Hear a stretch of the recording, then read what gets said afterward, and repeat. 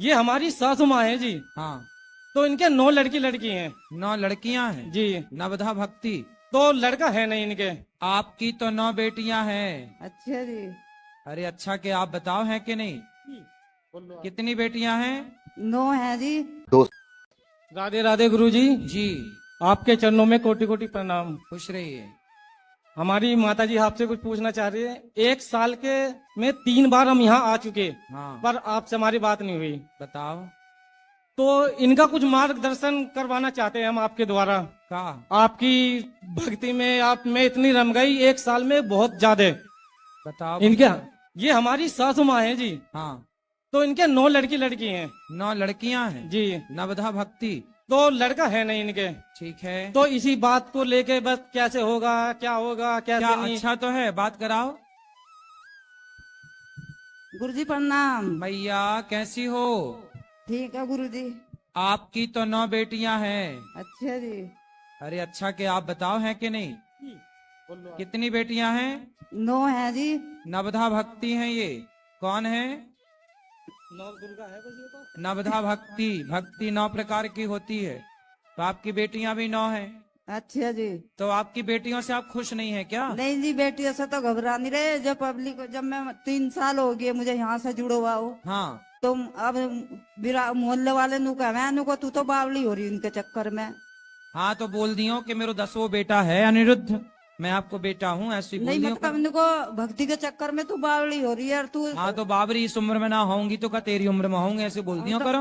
अब तो मैंने लड्डू गोपाल को बेटा समझ रखे है जी। हाँ अच्छो करियो क्यों आपने।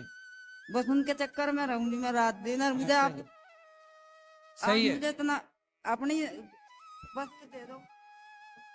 1 साल में हम 3 बार यहाँ गुरुजी आ चुके हैं जी। बस ये जब भी आते हैं इसी बात कहते हैं कि मुझे यहीं पे रहना है, गुरुजी के आश्रम में छोड़ दो, मैं क्या करूंगी घर पे, मैं तो लड़कियों की शादी करके यहीं पे आना चाहती हूँ। तो हम इस चीज को ले मगर अभी हम हैं सारी बेटियों का ब्याह हो गया? नहीं जी, 3 रह रही है अभी। अभी 3 रह गई जी 6 की शादी हो गई, एक साथ आई हुई है। तो सबसे छोटी कितने साल की है? वे हो रही है जी 18-19 साल की है, सब में छोटी। अब के इसकी शादी है, अब के ये आई हुई है। ये सबसे छोटी है? नहीं जी, इससे छोटी 2 और हैं। अच्छा जी चलो अच्छा है। बस आपके चरणों में ही रहना चाहती है, इनका मन। बात कराओ बहन से। राधे राधे गुरुजी। खुश रहो। कैसे हो बेटा? ठीक है। माँ का ख्याल रखते हो? हाँ जी। अच्छे से रहते हैं? हाँ जी। पिताजी हैं आपके? हाँ जी। क्या करते हैं पिताजी? खेती। खेती। अच्छा तो आप साथ देते हो ना अपने माँ बाप का? हाँ जी। अच्छा सेवा करो, खूब से साथ दो, अच्छी बेटी बनो। 3 बार लेके आ चुके गुरुजी हम यहीं पे, 1 साल के अंदर अंदर, इसलिए आपके दर्शन करवाने लाते हैं। 3 बार 1 साल के अंदर अंदर आ चुके हम यहाँ पे। अच्छा सुनो, बात कराओ और मैया को बोल देना, समझा देना कि भगवान जी तो उनके बेटा हैं, हम भी उनके बेटा हैं, ठीक है? समझाते हैं। हाँ बोलते हैं जी बस आपकी भक्ति में लीन रहती है, बस 24 घंटे, सुबह शाम कथा, शाम को कथा, बस कुछ नहीं, यही रहा काम है बस। अच्छा है अच्छा है। जी बहुत सुख है जी, जब से बहुत सुख है जी। मैं जब से आपकी कथा सुन रही, मुझे 3 साल हो गए, लगो भी नहीं। अच्छा मैया आप खुश रहो, हमारे लिए कोई सेवा हो तो बता देना, ठीक है जी। है ना? गुरुजी आपके चरणों में कोटि कोटि नमन। खुश रहिए। मैं उड़ीसा से आई हूँ। हाँ गुरुजी आपकी कथा हम यूट्यूब पे परस्पर देखते हैं। हाँ आपकी विचारधारा से हम बहुत प्रभावित हैं। जी मेरे मन में एक प्रश्न है गुरुजी, उसका उत्तर कृपया दीजिए। बोलो। मुझे ऐसे मेरे घर के बड़ों ने कहा है, माता पिता और सास ससुर सभी ने एक ही बात कहा है कि हम जो ज्यादा भगवानों को मानते हैं, माने इष्ट देव हमारे एक होना चाहिए, पर मेरे 2 है और मेरे मन में हमेशा एक गुंथन बनी रहती है। कौन कौन है? मैं छोड़ किसी को नहीं सकती। हाँ कौन है आपके इष्ट? एक मेरी माता रानी है हाँ। और एक मेरे कान्हा जी है।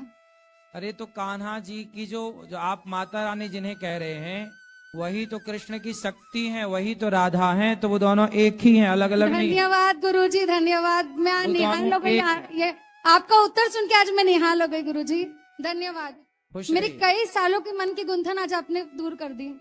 शक्ति वो राधा से अलग शक्ति नहीं है। जहां भी शक्ति हो, दुर्गा हो, काली हो, कामाख्या हो, सीता हो, वो सब एक तत्व है, ठीक है? इसमें कंफ्यूज नहीं होने का। खुश रहिए। चलो जी, धन्यवाद गुरु। राधे राधे गुरु जी। जी गुरु जी मेरा एक प्रश्न है। बोलो। सर कुछ चीजें देखता हूँ तो मन थोड़ा नास्तिक होने को करता है सर। क्या देखता हूँ? कुछ चीजें देखता हूँ, जैसे छोटी बच्चों का रेप होता है, हाँ हर जगह बहुत जगह ऐसा होता है, गलत काम होता है। हाँ। तो कभी कभी मन करता है कि नास्तिक हो जाऊं, किसी को ना मानूं। नहीं तो नास्तिक होने के फायदे क्या हैं? फायदे क्या है?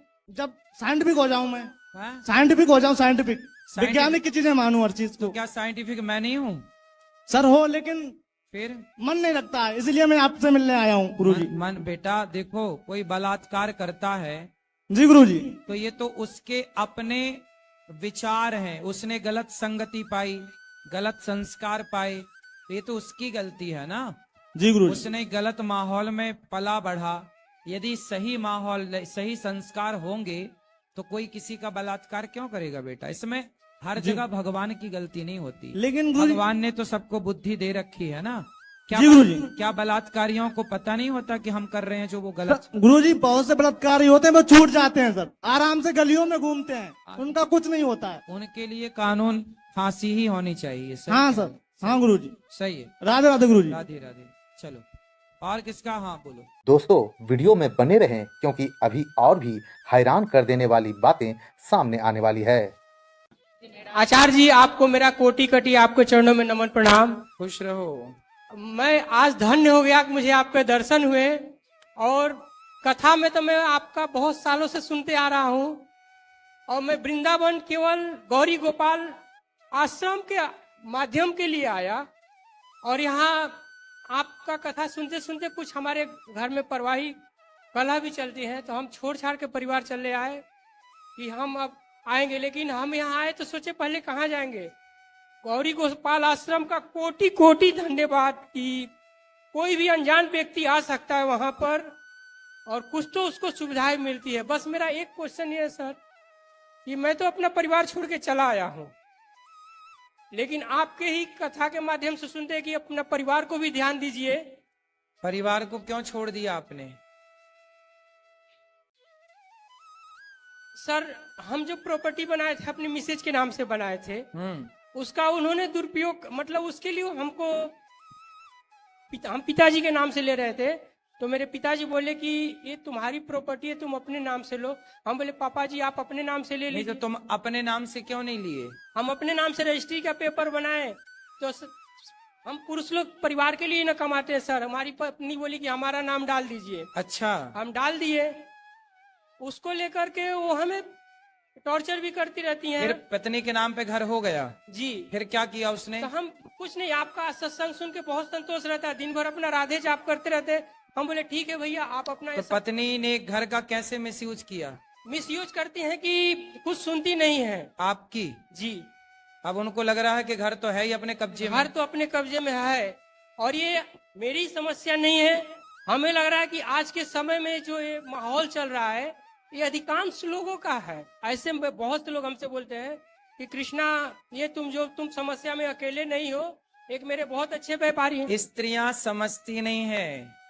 पुरुष कमाता है, पत्नी को प्रसन्न रखता है, बच्चों की सेवा करता है, पर स्त्रियों के पास यदि पैसा आ जाए, कुछ स्त्रियों की बोल रहा हूं मैं, कुछ स्त्रियां ऐसी होती हैं कि पैसा आ जाए तो फिर वो चलती नहीं है, आकाश में उड़ने लग जाती हैं।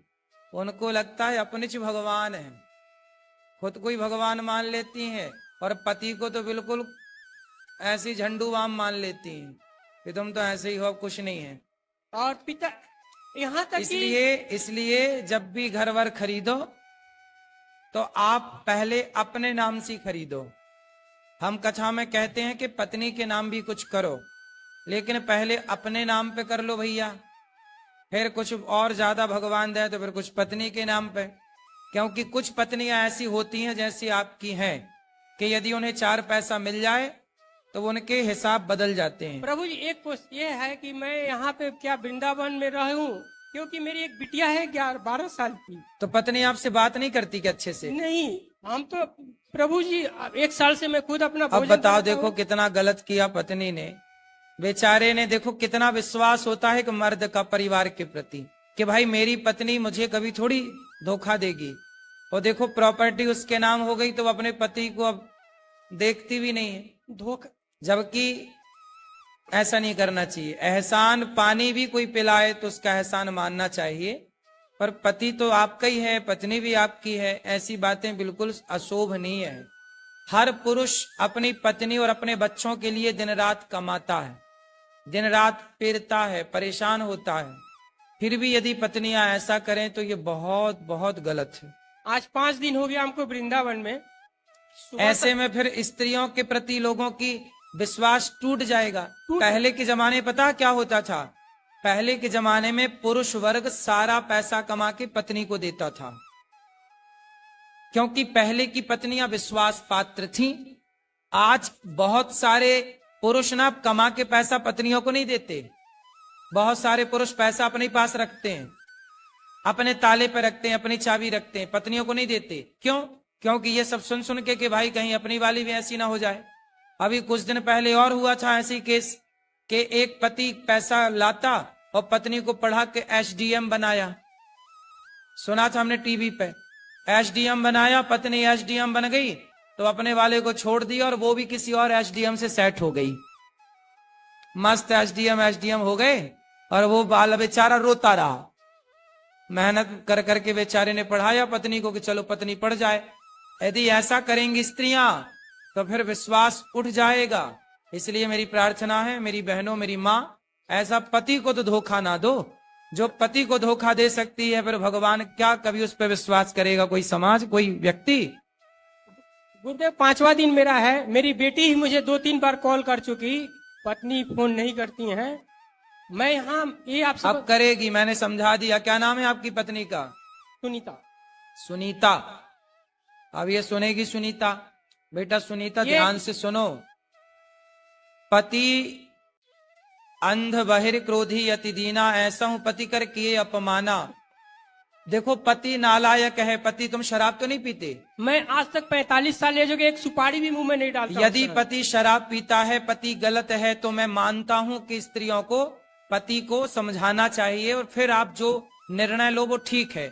पर जब आपका पति अच्छा है, शराब नहीं पी रहा है, गांजा नहीं पी रहा है, कोई पराई औरत के चक्कर में, कोई पराई औरत के चक्कर में तो नहीं गुरुदेव, मैं कोई पराई औरत के चक्कर में नहीं है, फिर तुम सुनीता अपने पति को धोखा दोगी तो फिर ये गलत हो जाएगा। और ऐसे पति को त्यागना ईश्वर से विरोध करना है ना? भगवान कभी माफ नहीं करते ऐसे में। उनके मैके वाले बिल्कुल गलत निर्णय लेने की जरूरत नहीं है। उनके मैके वाले पैसे वाले हैं गुरुजी, लेकिन मैं कभी भी अपने ससुराल का एक कप चाय भी नहीं पीता हूँ, क्योंकि मैं पैसे वालों से बहुत दूर रहता हूँ। हाँ, स्वाभिमानी बनना, घमंडी लोगों से बहुत दूर रहना चाहिए प्रभु।